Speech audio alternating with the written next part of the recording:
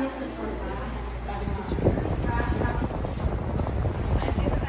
Ay, sandali mo. Mag-video kayo, makukuha na pala kayo dito ay sa Sa tabi ka niya, kasi alam mo mas matanda ako sa iyo. Ikaw mas matanda. Bakit ang kayo? Kasi nakashoot sa tabi ako. Dito na lang tayo. Siya si Mother. Mother, sir. Dito sa kabila.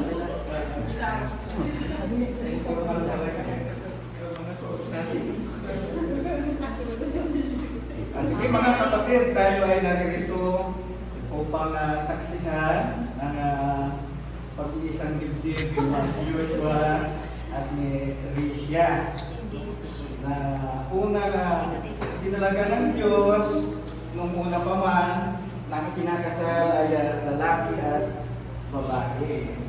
At tayo ngayon ay naririto dahil sa kagustuhan ni Mark Joshua at ni Risha sa kanilang sariling pagpapasya upang makasal sa visa ng sagradong matrimonyo ng Iglesia.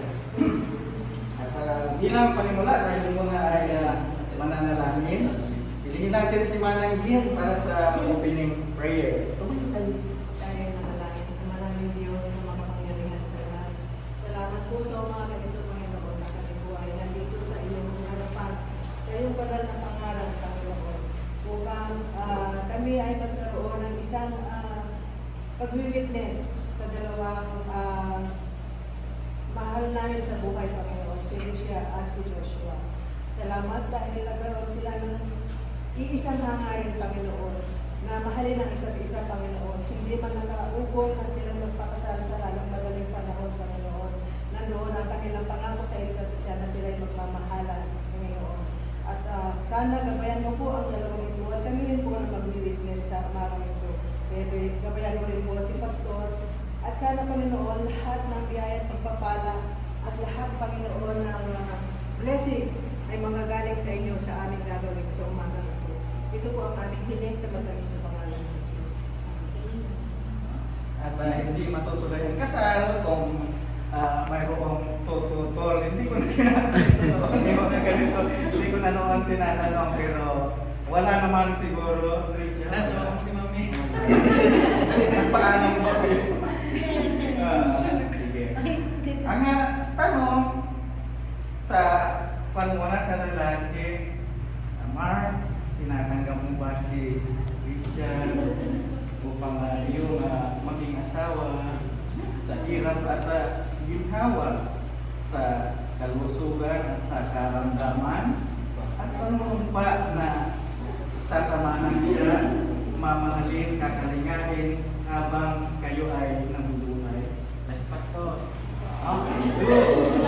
At ikaw naman, Risha, the same ang tanong, tinatanggap mo ba?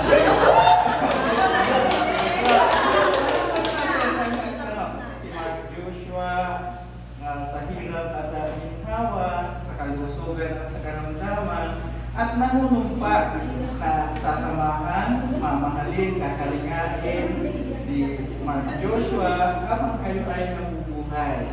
Yes, pa. Sige, ito, dahil ito naman ay inyong mga naayon sa inyong mga puso ang inyong pahayag, hingin natin sa Diyos ang kanyang paspas. Tayo ay mananalangin. Ang manaming Diyos na makapangyarihan sa lahat, mga nagpasya, si Mark Joshua, si Risha, sa kanila pong pagsusumpaan, isang bibig, kami po ay nananangan sa iyong mga pangako, pagtingin mo na o Panginoon, ang kanila pong pagsasama, patuloy Panginoong Diyos na sa kanilang sumpaan, anumang mga pagsubok, anumang mga tukso, ay mananatili yung kanilang pagmamahalan sa isa't isa. Nagpupuri po kami dahil bagamat informal, itong kasalang naganap sa umagang ito, ikaw ang saksi sa kanila pong panunumpa sa bawat isa. Kaya nga po, Panginoong Diyos, pinagkakatiwala ko po ang dalawa, si Mark Joshua at si Risha sa umagang ito. Sa iyo, in Jesus' name, we pray. Amen. Sige, ulit natin yung sing-sing. Yan. Sing-sing. Yan, ano na muna yung isa? Ano yung isa lang? Sing-sing ay bilog. Kung pagmamasdan mo, parang wala siyang dugtong. Yan, di ba siya sa ginto? Kaya dapat kasi ginto. Kasi ang sumisimbolo sa sing-sing, dahil tuloy-tuloy itong kanya wala siyang dugtong, ay ang pagmamahalan nyo ay dapat ay tuloy-tuloy din hanggang sa kamatayan. Hindi na kasi marriage contract, hindi na kontrata kanyan, lifetime commitment itong pag-aasawa. Kaya nga, para siya na ginto, kapag ka dinadalisay ay lalong tumitingkad yung kanyang pagkaginto. Kagaya din ng pagsubok sa buhay ng bawat isa sa atin, ang ginto ay idinadarang sa apoy. Kayo din naman bilang mag-asawa balang araw ay haharap sa mga pagsubok sa buhay. Pero katulad ng ginto, ito ay kikinang. Magpapatuloy yung kinang dahil sa pinag-uusapan dito ay yung inyong walang hanggang pagmamahalan. Sige, Joshua, kayo rin siya ba ito? Isuot mo yung kwan at panggitin mo na yung baho mo sa kanya. Saan po sa kanan? Kanan ba? Kaliwa? Sa kaliwa pala sing-singan. Yan. Kapag sinusuot mo yung sing-sing Mark Joshua, babanggitin mo yung baho mo, yung page mo, yung pangako mo sa kanya para hindi ako ang mangangako kasi baka sarili nyong pangako. Sa messenger.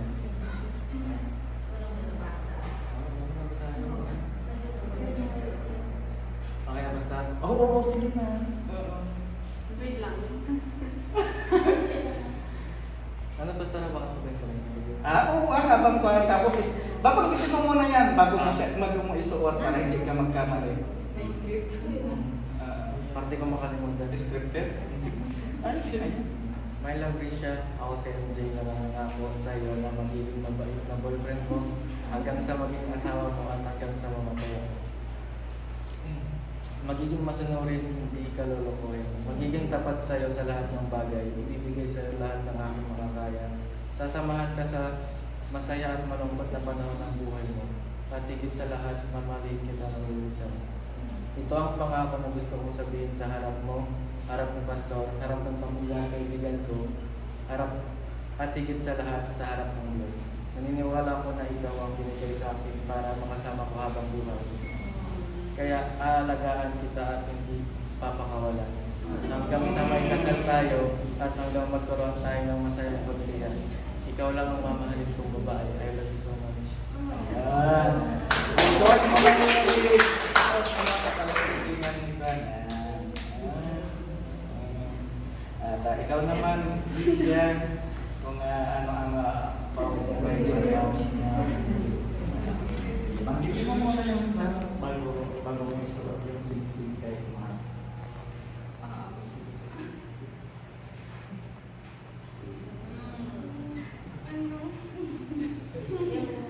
Gusto ko pong sabihin una-una.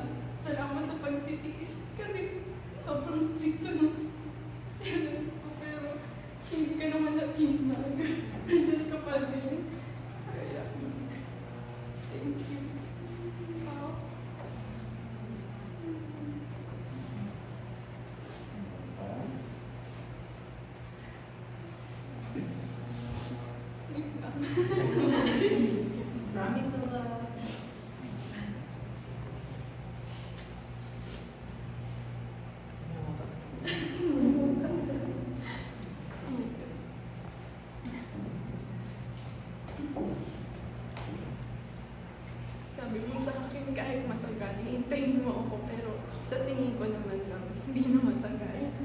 So, promise, aalagaan kita. At katulad ng pagmamahal ng mga lolo at lola ko, mami at daddy ko, isa lang at ikaw lang. Thank you.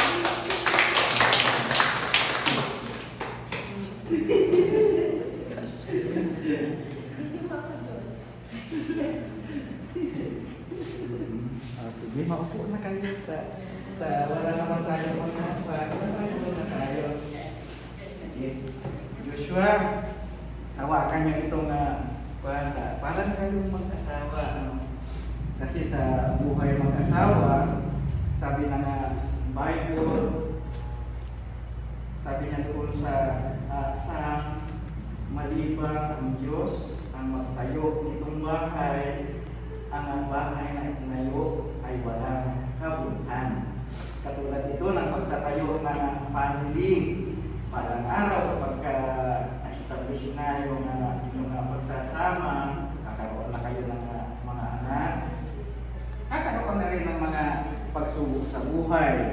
Ano man inyong mga kakaharapin, unang-unang makapagtuturo sa inyo ng ikatutuwid ng inyong pagsasama at ikatatagal ng inyong pagsasama, kundi ang Diyos. Ang magiging gabay niyo ay ang salita ng Diyos. Okay ba yun? Okay. Kaya salamat sa Panginoon dahil ang unang-una ang lalaki ang nag-i-initiate na ituwid ang ganitong pagsasama, at ang unang naisip ni Mar ay ang basbas ng iglesia na kasama ang Diyos. Kaya nga tayo ay magpupuri sa Panginoon. Wala na masyadong seremonya at tayo ay magtatapos na sa pirmahan ng dokumento. Hindi pa ito yung marriage certificate, pero ito ay pwede pa notaryo. Pwede ito, kung gusto nyo, kung may doubt, para na document sa lupa. Pwede ito. Kasi may pipirma naman mga witnesses, at ako pipirma din ako na kayo ay nagsumpaan bilang engaged na ngayon. Ang kulang na lang ay ang pitsa, taong kung kailan kayo ikakasal, at yung magaganap ng kasal ay formal na lang at legality yung sa document, at papasok ito kasi sa PSA. Dito ngayon ay magpipirmahan na tayo. Sinong mauunang pipirma? Dito, dalawang copy para kahit paano ay isa kayo ni Mark. Dito bago tayo manalangin ng pasasalamat sa Diyos. Asa mo yung konting natin ngayon? A ladies first daw.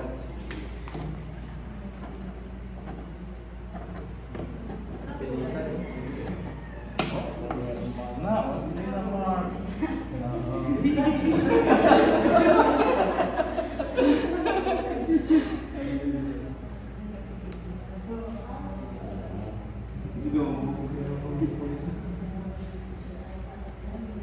Matakit din pipirmahan. Solemnizing officer.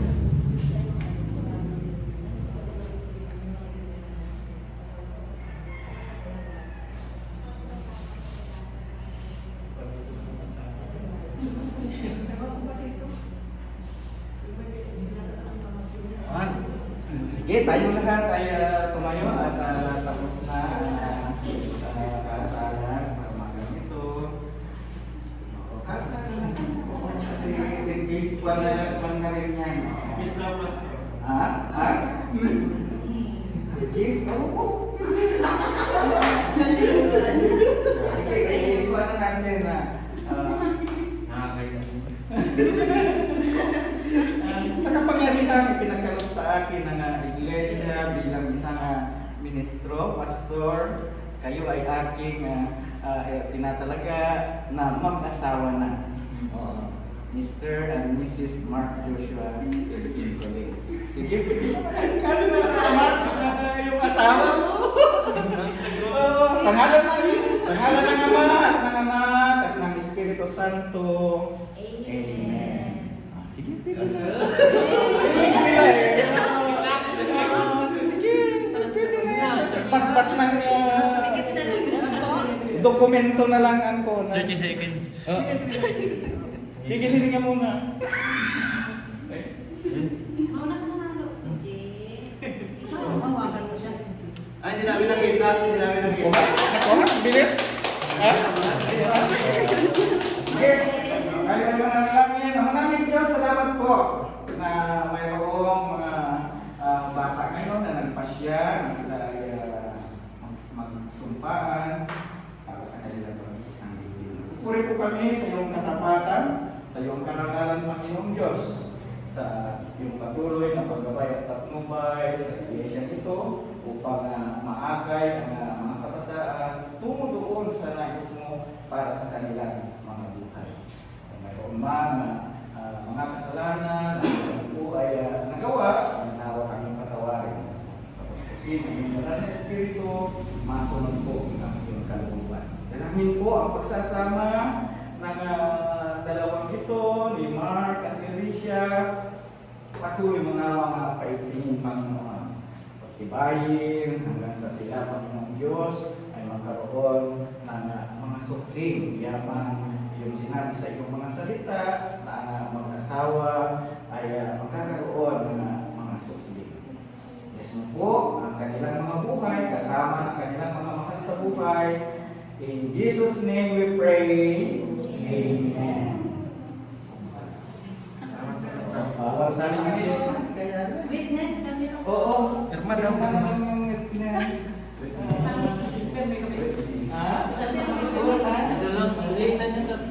Alam mo, si Mary, Oo, hindi mo yan. pero hindi nila ginalaw yung isa't isa. No touch. No touch. Until yun. Hanggang sa Hindi hanggang sa dokumento. This doesn't give you the Pero at least nagtupaan sila sa harap ng altar. Yan nga ang sinasabi ko sa mga kabataan kapag kahit na basbas lang muna ng Mas maganda yung ganyan. Kasi ano, pastor yung Diyos, nasa gitna nila ang Diyos.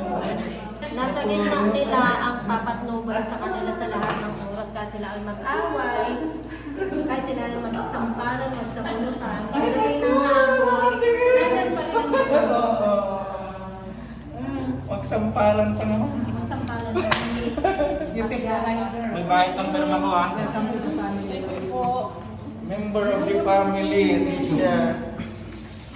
they are always blessed with Simple ka ako, pero... Ayan ka na, Joseph. dito po sa inyo. Opo. Ha? Pwede po. Witness. Witness ang altar. Baka ano yan, nakalive yan. One time din. Sabihin na lang yung kailan kayo ready at malipayan siguro si... Ano yung firma lang to? Dito? Saan ba, Jay? Dito? Ito na? Hindi ka, saan ba? Dito ko sa mala. Dito? Hindi ka sa mala. Hindi ka Dito. Doktor yan. Ako din. Pagkaroon din ako. Pag dito ang ganda. Pastor sa magit. Hindi lang. Hindi, dito sa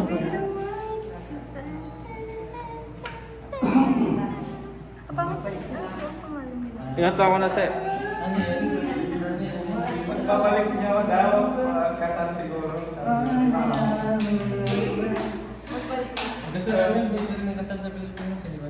Sa Pilipinas? Oo, kinaranayan mo namin. I will be.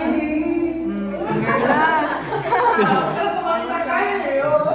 Habang naglalakad. Wala man ng background. Parehas dapat kami. Parehas kami taba naman. I will be. Huwag ko nang ganda ng Angel. You Hindi, bata pa sila. Bawal ba yan? Ba't yan yung panutaryo pa niyo? in the mirror.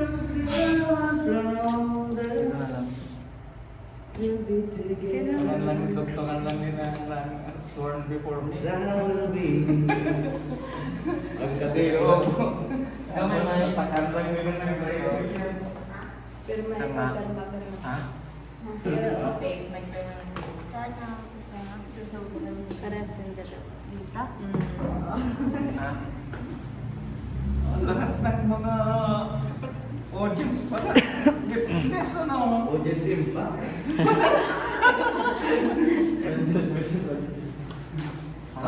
Yun din naman. 99%. May pirma na si Ote. Meron ba? On this day, I promise forever. Oh. Ay na. Na? Ayan siya. Ay, yung konti. Yung konti mo na.